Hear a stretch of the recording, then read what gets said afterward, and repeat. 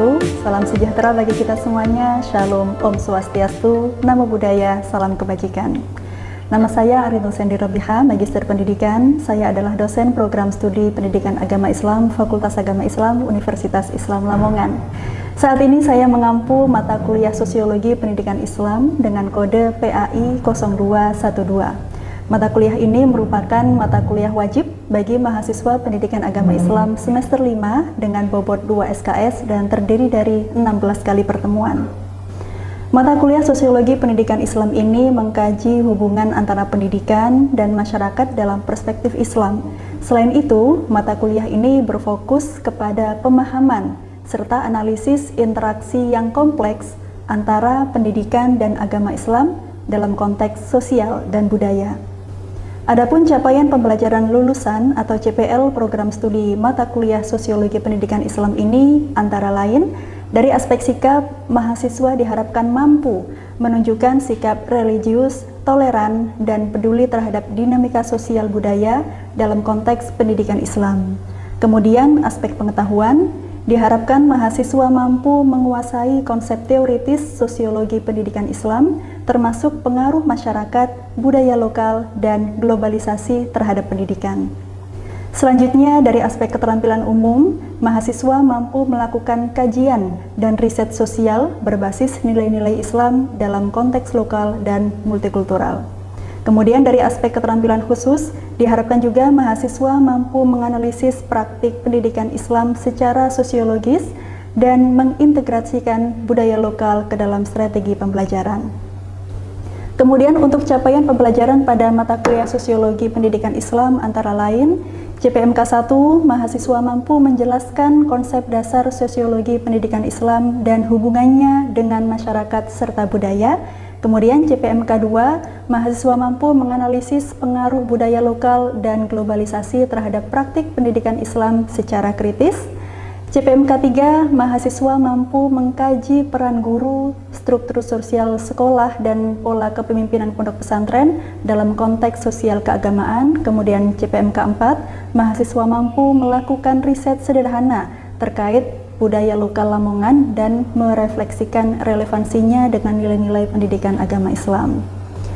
Terdapat 12 materi yang akan dipelajari, antara lain yang pertama konsep dasar sosiologi pendidikan Islam, kemudian yang kedua masyarakat dan pendidikan dalam pandangan Islam, yang ketiga pendidikan Islam berbasis multikultural, budaya lokal dalam perspektif agama Islam, pembentukan akhlak mulia berbasis budaya Islam, pendidikan Islam dan tantangan globalisasi, pola kepemimpinan pondok pesantren dalam perspektif sosiologi, struktur sosial sekolah, peranan guru di lingkungan sekolah perspektif sosiologi, peran guru di lingkungan masyarakat, sejarah lembaga pendidikan di Indonesia, dan sejarah tokoh pendidikan Islam serta latar belakang sosialnya. Kemudian di akhir perkuliahan, saya memberikan tugas riset sebagai bentuk penerapan dari seluruh materi yang telah dipelajari. Mahasiswa melakukan penelitian tentang budaya lokal Lamongan dan mengkaji relevansinya dengan nilai-nilai pendidikan agama Islam, yang kemudian temuan tersebut dihakikan. Adapun metode pembelajaran yang saya gunakan meliputi delivery, interaction, dan assessment. Materi disampaikan melalui ceramah, diskusi, serta studi kasus yang relevan agar mahasiswa lebih mudah memahami konteksnya. Selanjutnya, saya mendorong keterlibatan aktif mahasiswa melalui tanya jawab, kerja kelompok, dan juga refleksi, lalu menilai pemahaman mereka melalui tugas presentasi dan evaluasi akhir. Selanjutnya, untuk penilaian dalam mata kuliah Sosiologi Pendidikan Islam ini mencakup 4 komponen utama, diantaranya kehadiran dan juga keaktifan dengan bobot sebesar 30%, tugas kelompok 30%, ujian tengah semester dengan bobot 20%, dan ujian akhir semester atau UAS sebesar 20%. Referensi yang saya gunakan di mata kuliah ini adalah modul ajar yang sudah saya susun dan juga bisa di-download langsung oleh mahasiswa. Selain itu terdapat beberapa buku dari para ahli dan jurnal bereputasi, kemudian beberapa penelitian saya yang relevan dengan mata kuliah Sosiologi Pendidikan Islam sehingga dapat dijadikan referensi pada mata kuliah ini. Antara lain yang pertama, peran guru pendidikan agama Islam dalam menerapkan pendidikan multikultural di SMAN 70 Jakarta. Yang kedua, pendidikan multikultural berbasis kearifan lokal perspektif pendidikan agama Islam, studi di Paguyuban Mejing Tapon Yogyakarta.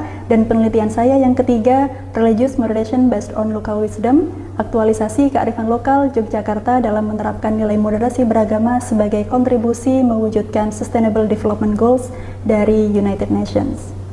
Baik, untuk tahapan berikutnya, mari kita simak video pembelajaran mata kuliah Sosiologi Pendidikan Islam. Oke, Assalamualaikum warahmatullahi wabarakatuh.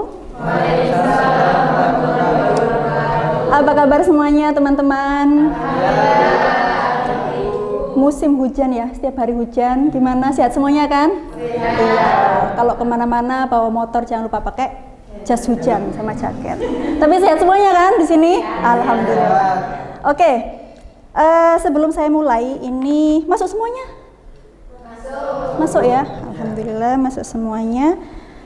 Baik, sebelum kita mulai, marilah kita berdoa terlebih dahulu. Semoga materi kita hari ini berjalan dengan lancar dan apa yang kita dapatkan bisa bermanfaat bagi kita semuanya. Al-Hadiyana wa ala kulli niyatin sholihah. Al-Fatihah. Oke, terima kasih. Langsung saja kita mulai ya materi kita di mata kuliah Sosiologi Pendidikan Agama Islam. Oke teman-teman semuanya, hari ini kita akan belajar tentang pendidikan Islam berbasis multikultural. Karena materi kita ini tentang sosiologi, tentu yang kita bahas adalah tentang manusia dan kehidupan bersosialnya gitu ya. Kalau kemarin kita membahas tentang masyarakat dan pendidikan dalam pandangan Islam, saat ini kita lanjut ke pendidikan Islam berbasis multikultural. Tapi perlu saya sampaikan bahwa referensinya ini sampean bisa unduh di akun sampean masing-masing tentang modul ajar Sosiologi Pendidikan Islam. Ini sudah saya bikin ya, tinggal di-download dan dipelajari. Kemudian ada beberapa referensi penelitian yang sudah saya lakukan di beberapa tahun yang lalu yang juga bisa sebagai rujukan sampean untuk memahami materi hal ini dan mengerjakan tugas akhir. Oke, jadi yang pertama ini saya bacakan peran guru pendidikan agama Islam dalam menerapkan pendidikan multikultural di SMA 70 Jakarta. Jadi memang dari awal saya memiliki concern untuk melakukan penelitian di bidang pendidikan multikultural ini, yang mana penelitian pertama saya ini berada di Jakarta, di salah satu sekolah negeri di Jakarta, yang mana siswanya ini beragam. Ada Islam, ada Kristen, kemudian Katolik, Hindu, dan juga Buddha. Sehingga saya penasaran, kira-kira sekolah ini bagaimana dalam menghadapi keberagaman. Nah, ternyata hasil yang diteliti, hasil yang saya dapatkan, ini memang sekolah menyediakan tempat ibadah masing-masing dan memperbolehkan untuk mengadakan peringatan hari besar untuk semua siswa. Nah, itu yang saya dapatkan hasilnya. Kemudian yang kedua, ketika sebelumnya saya melakukan penelitian di sekolah, lanjut saya ingin melakukan penelitian di masyarakat. Sama seperti pendidikan multikultural tapi berbasisnya kearifan lokal. Jadi ada beberapa tradisi yang memang dilakukan di masyarakat. Di Paguyuban Mejing Tapon ini ada di Yogyakarta, ada beberapa kearifan lokal yang menjadi pegangan, yang menjadi prinsip hidup. Contohnya saja ada namanya, mereka memiliki prinsip rawuh, lungguh, arub yang saya ingat ini. Jadi ketika ada undangan, baik itu dari sesama agama maupun agama yang lain, itu kita harus datang. Wajib sebisa mungkin, kalau tidak ada halangan ya kita wajib datang. Kemudian lungguh, apa artinya? Duduk bersama. Dan arub, arub itu seperti menyatu. Meskipun misalkan yang punya hajat itu orang Islam, kemudian mengundang orang Kristen misalkan, nah, yang Kristen ini harus datang sebisa mungkin. Begitupun sebaliknya, gitu ya. Jadi memang di paguyuban ini ada 5 agama juga. Paguyuban ini seperti paguyuban RT, hanya ada 40 kakak, 40 rumah, tapi di situ ada 5 agama. Jadi Islam ada, Kristen ada, Katolik ada, Hindu dan juga Buddha. Kemudian di sana ada peringatan hari besar. Jadi waktu itu saya pernah datang di Natalan.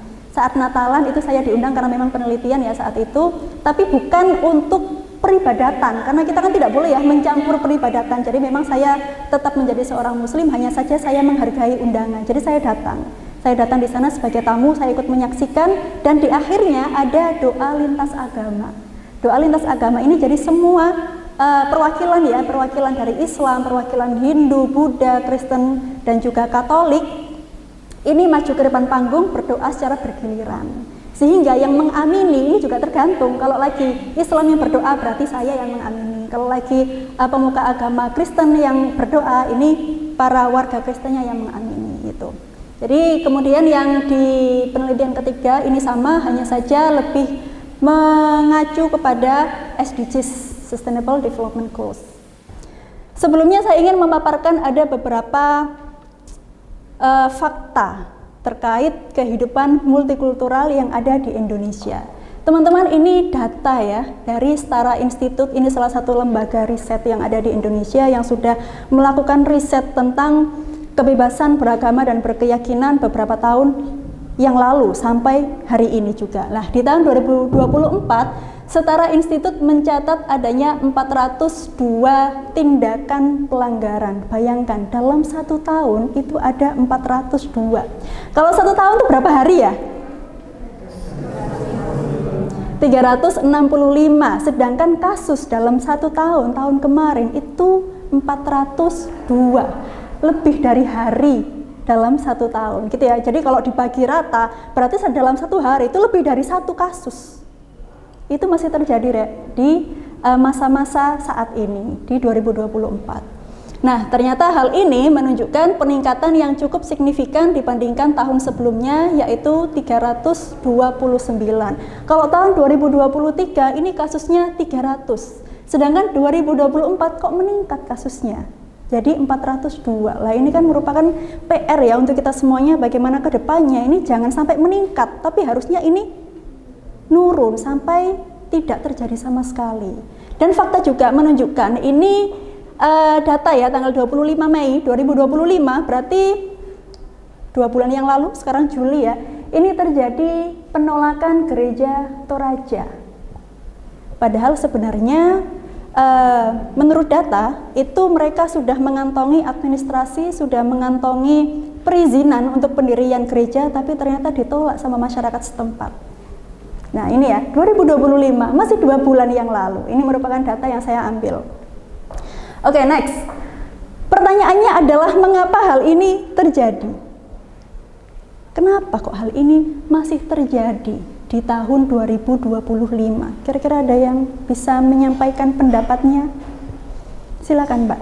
Kurangnya pemahaman tentang pendidikan multikultural dan juga toleransi. Kurangnya ya, jadi? Hal itu juga yang dapat menyebabkan problem-problem yang ada. Good. Jadi masih minim ya pemahaman toleransi dan juga pendidikan multikultural di masyarakat kita. Oleh sebab itu, itulah yang menjadi concern kita pada hari ini. Kita belajar tentang multikultural.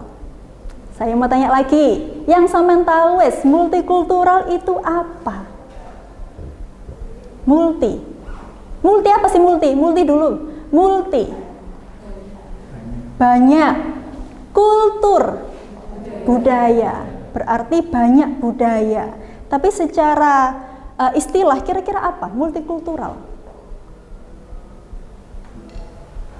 Kehidupan sosial yang terdiri dari banyak budaya. Terus apa lagi? Suku, apa lagi? Agama, apalagi ras dan lain sebagainya. Oke, jadi keadaan masyarakat yang terdiri dari berbagai kelompok dengan latar belakang budaya, etnis, agama, dan tradisi yang berbeda-beda. Selanjutnya, ada pernyataan Indonesia merupakan negara multikultural. Ada yang menyanggah kira-kira? Ada sanggahan di sini? Tidak ada ya. Jadi ini kalimat yang sudah benar ya. Indonesia adalah negara multikultural. Buktinya apa, Bu? Lah ini ada beberapa fakta nih. Ada beberapa data yang sudah saya ambil pada tahun 2023 ya. Ini data menyebutkan lebih dari 1.300 suku yang ada di Indonesia. Selain suku, apalagi?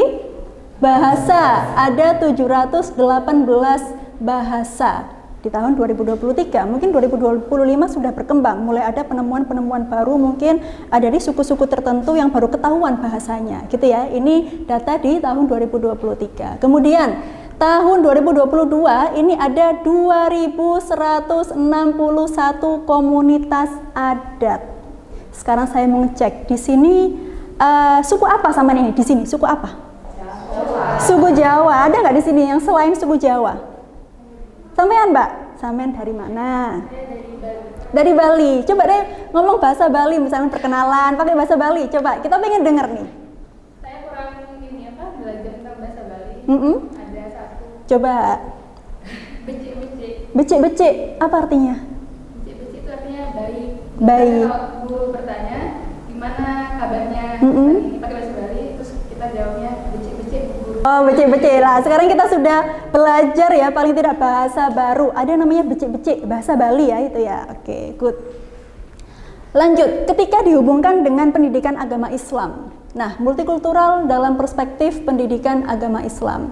Jadi di sini ada ayat yang sudah sering sekali kita dengarkan ya, Al-Hujurat ayat 13. Coba deh, ada nggak yang berani untuk membaca ayat Al-Hujurat? Ayat surat Al-Hujurat ayat 13 ini. Oh, silakan Mas. A'udzu billahi minasyaitonir rajim. Bismillahirrahmanirrahim. Ya ayyuhan nasu inna khalaqnakum min dzakarin wa untha waj'alnakum syu'uban wa qabaila lita'arafu inna akramakum 'indallahi atqakum innallaha 'alimun khabir. Masya Allah. Oke. Jadi terima kasih ya sudah dibacakan. Wahai manusia, sesungguhnya kami telah menciptakan kamu dari seorang laki-laki dan perempuan. Kemudian kami menjadikan kamu berbangsa-bangsa dan bersuku-suku agar kamu saling kenal mengenal. Lita'arafu. Jadi teman-teman, adanya perbedaan latar belakang ya, agama, suku, bangsa, itu ternyata sudah menjadi skenarionya Gusti Allah. Sudah menjadi rencananya. Memang ini sunnatullah gitu ya. Jadi tidak bisa kemudian di masa depan saya ingin menyatukan semuanya Bu, biar tidak ada perbedaan lagi. Itu tidak bisa teman-teman, karena memang dari Al-Quran sendiri sudah menyatakan bahwa Gusti Allah menciptakan seorang laki-laki dan perempuan dan menjadikan kita semuanya berbangsa-bangsa, bersuku-suku agar kita saling kenal mengenal. Jadi hal ini sudah menjadi skenarionya Gusti Allah. Kemudian dilanjutkan visi misi dan ruang lingkup pendidikan agama Islam yang berbasis multikultural.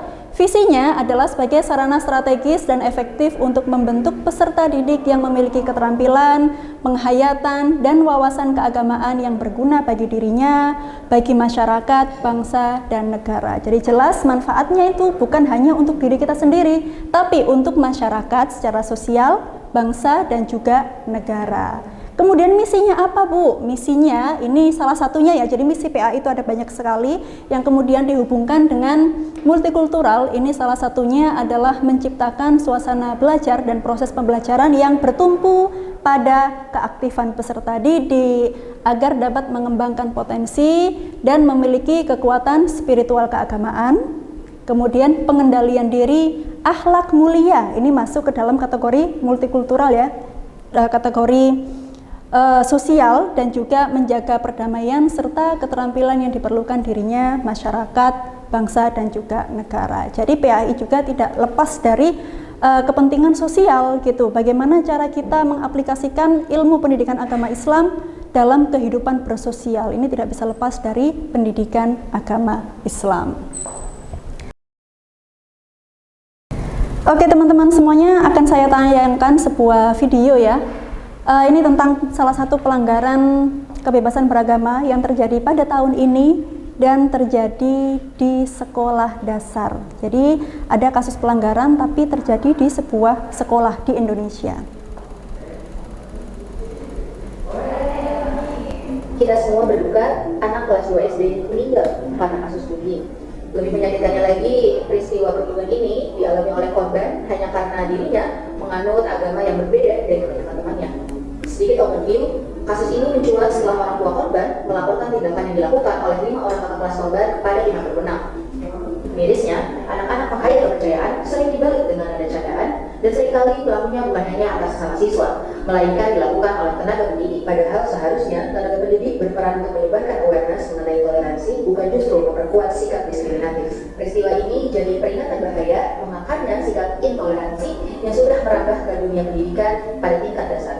Isu kebebasan beragama dan berkeyakinan tidak bisa berdiri sendiri.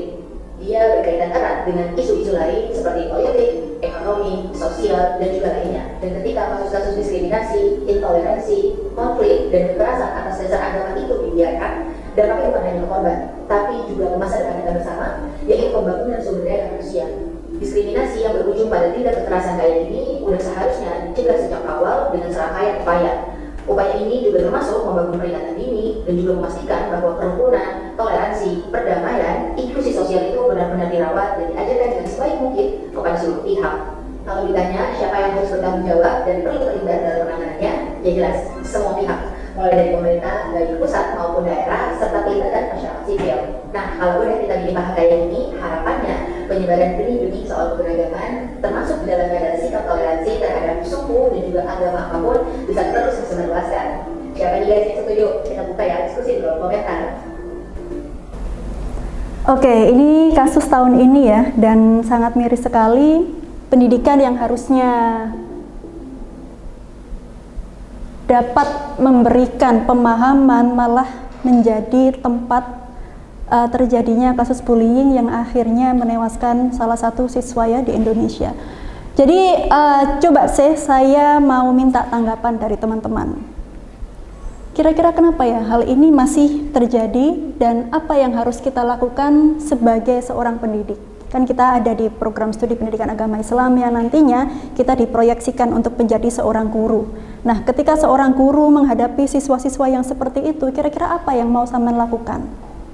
Silakan, ada yang mau beropini?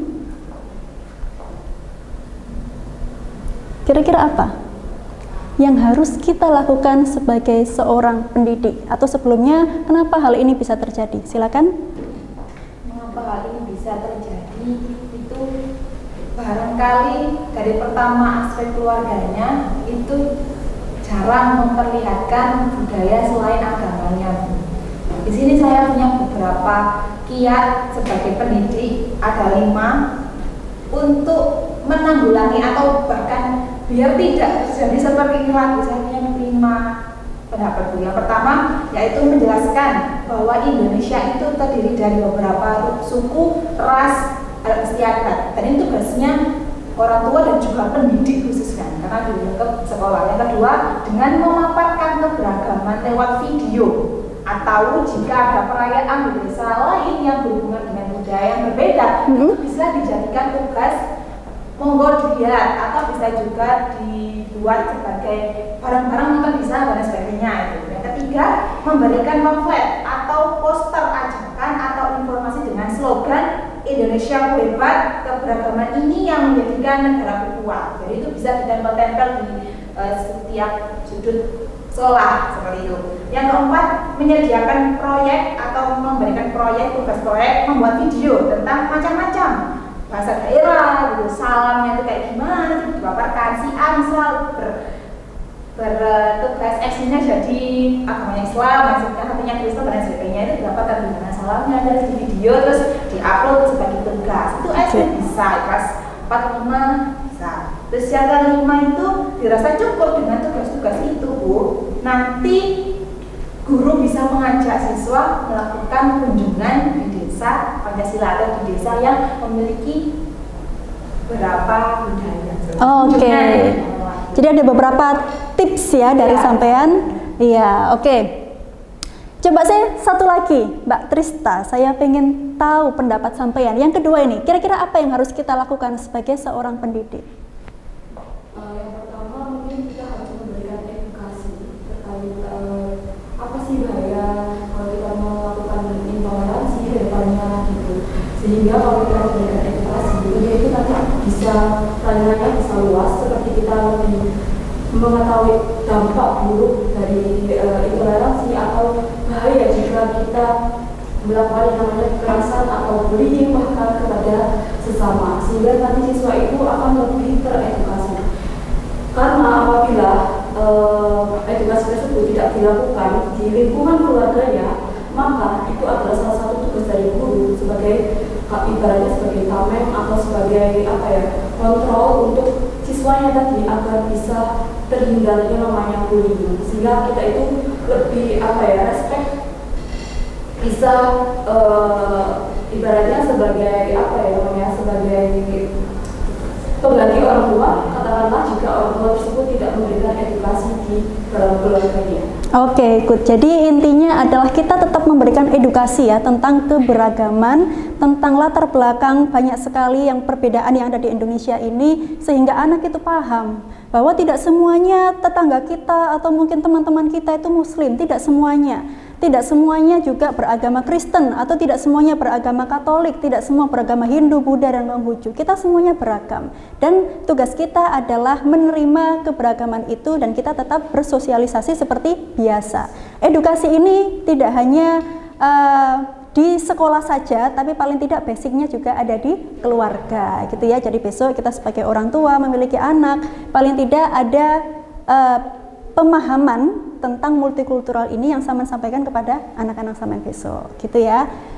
Oke, selanjutnya karena ini sudah akhir dari materi, sehingga saya ingin bertanya, kira-kira apa sih yang sudah kita pelajari hari ini? Ada yang ingin menjawab? Silakan Mas. Hari ini yang bisa saya tangkap dan saya pelajari di pembelajaran adalah pentingnya pendidikan multikultural dalam kehidupan bermasyarakat dan berbangsa. Seperti itu. Oke, tentang pentingnya ya, urgensi, karena kalau misalkan kita acuh, kita tidak peduli, ya dikhawatirkan akan terjadi pelanggaran-pelanggaran yang lain. Oke, jadi ini yang bisa kita sampaikan, tapi sebelum saya akhiri, kira-kira ada nggak yang perlu ditanyakan? Silakan Mbak. Kan kita itu hidup di masyarakat yang berbeda-beda suku, budaya, agama. Nah, yang saya tanyakan itu apa yang terjadi jika kita tidak mempelajari tentang multikultural tersebut? Kira-kira apa yang akan terjadi ketika kita tidak mau belajar tentang materi hari ini, tentang multikultural? Kira-kira apa yang terjadi ya? Kita tidak peduli tentang adanya multikultural, yang penting saya hidup Bu, terserah tetangga saya mau ngapain, kita juga tidak peduli tentang orang lain. Kira-kira apa yang akan terjadi? Ada yang bisa menjawab atau menambahkan sebelum saya jawab nih? Sebelum saya jawab, apakah ada yang mau menambahkan atau memberikan opini? Silakan Mas. Kalau melihat dari kita pembelajaran tadi, terjadinya karena kurang pemahaman terkait multikultural adalah intoleransi, terjadinya radikalisme, terjadinya perpecahan, terus kurangnya hilangnya rasa aman dan rasa nyaman terhadap lingkungan sosial, dan mudahnya kita terpecah belah dan diadu domba. Oke, good. Bagus sekali ya jawabannya. Jadi sangat berbahaya teman-teman ketika kita tidak peduli tentang adanya multikultural. Karena memang kita tahu Indonesia tadi ada banyak sekali suku, agama, suku, agama, budaya, dan lain sebagainya. Dan dikhawatirkan juga ketika kita tidak mau mempelajari hal ini dan tidak mau mengedukasi anak didik kita, yang terjadi adalah pelanggaran kebebasan beragama akan semakin banyak, semakin meningkat tiap tahunnya. Dan ini tidak boleh terjadi ya, ini merupakan tugas kita semuanya. Oke, mungkin itu saja dari saya. Terima kasih banyak. Saya akhiri. Assalamualaikum warahmatullahi wabarakatuh. Waalaikumsalam. Sekian video rekaman pembelajaran pada mata kuliah Sosiologi Pendidikan Islam, Program Studi Agama Islam, Fakultas Agama Islam, Universitas Islam Lamongan. Video ini digunakan sebagai salah satu syarat penyusunan dokumen pernyataan diri dosen dalam unjuk kerja Tridharma Perguruan Tinggi atau PDD UKTPT tahun 2025. Terima kasih. Wassalamualaikum warahmatullahi wabarakatuh.